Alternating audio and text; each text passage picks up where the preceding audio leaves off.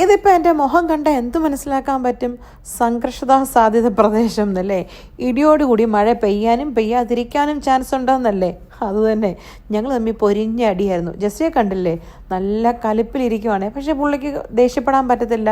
കാരണം എന്നാണെന്നറിയോ? അത് ഞാൻ വഴിയെ പറഞ്ഞു തരാവേ. വാ, നമുക്ക് കേൾക്കാം. ശരിക്കും പറഞ്ഞാൽ വരരുതാത്താണ്. അല്ല, എൻ്റെ ഫ്രണ്ട്സിൻ്റെ ആരുടെയും ബർത്ത്ഡേ, പിള്ളേരുടെ ബർത്ത്ഡേ പാർട്ടിക്ക് വരത്തില്ല, എൻ്റെ ഹോസ്പിറ്റലിൽ ഒരു ഫംഗ്ഷനും വരത്തില്ല, ഒന്നിനും വരത്തില്ല. പക്ഷെ ജസ്റ്റിയുടെ എല്ലാടേനും ഞാൻ വരണം. അതെന്തിനാ? ഇറക്കുന്നുണ്ട്, എനിക്ക് ഇറങ്ങി പോകാൻ പറ്റില്ല.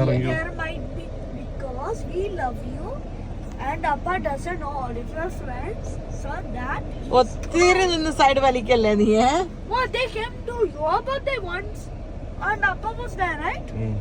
ഓ, അപ്പൊ അമ്മയ്ക്ക് എല്ലാരും അറിയായിരിക്കും.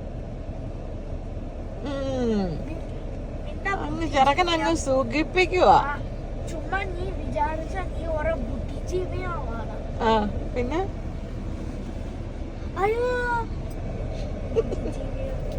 ഇപ്പം പിടി കിട്ടിയില്ല എന്നാന്ന്. ജസ്റ്റിയുടെ ഒരു ഫ്രണ്ടിൻ്റെ കൊച്ചിൻ്റെ ബർത്ത്ഡേ ഫംഗ്ഷന് പോകാട്ടോ. ശരിക്കും പറഞ്ഞാൽ ഞാനുമായിട്ടവർ നല്ല കൂട്ടം, നല്ല മനുഷ്യരൊക്കെ തന്നെ. പക്ഷെ ഞാൻ ചുമ്മാ ഒന്ന് മസിൽ പിടിച്ച് നോക്കിയതാ.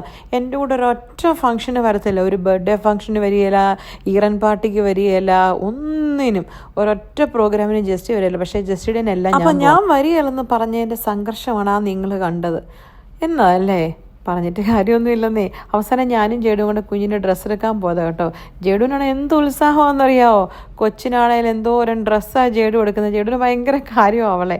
അങ്ങനെ ഞങ്ങൾ രണ്ടും കൂടെ കൊച്ചിന് ഡ്രസ്സ് എടുത്താ കേട്ടോ. ഈ ഡ്രസ്സാണ് എടുത്തത്. ഞാൻ പലപ്പോഴും വിചാരിക്കും കേട്ടോ, ജസ്റ്റ് ഇങ്ങനെ വരാതിരിക്കുമ്പോൾ അടുത്ത പ്രാവശ്യം ജസ്റ്റിയെ റിലേറ്റ് ചെയ്ത് എന്ത് ഫംഗ്ഷൻ വന്നാലും ഞാനും പോകത്തില്ലെന്ന്.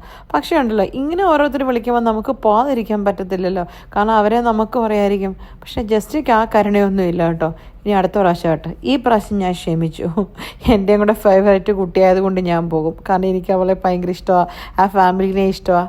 അതുകൊണ്ട് ഞാൻ ക്ഷമിച്ചു. അടുത്ത പ്രാവശ്യമായിട്ട് ജസ്റ്റി കാണിച്ചു തരാം. ജസ്റ്റി കണ്ടോ, വണ്ടിയിൽ വിശ്രമിക്കുക. സാധനം എടുക്കാനൊന്നും വന്നൊന്നുമില്ല. അത് മനഃപൂർവ്വം വരാഞ്ഞൊന്നുമല്ല കേട്ടോ. പാർക്കിംഗ് കിട്ടാൻ പാടാന്നൊക്കെ പറഞ്ഞിട്ട് ഞങ്ങളുണ്ടല്ലോ എടുക്കാനായിട്ട്. അങ്ങനെ ഫൈനലി നമ്മൾ അവിടെ വീട്ടിൽ ചെന്നു. ഇതാണ് അശ്വിനും ധന്യയും. ജസ്റ്റിയും അശ്വിനും നേരത്തെ തൊട്ട് ഒന്നിച്ച് വർക്ക് ചെയ്തുകൊണ്ടിരുന്നവരാണ്.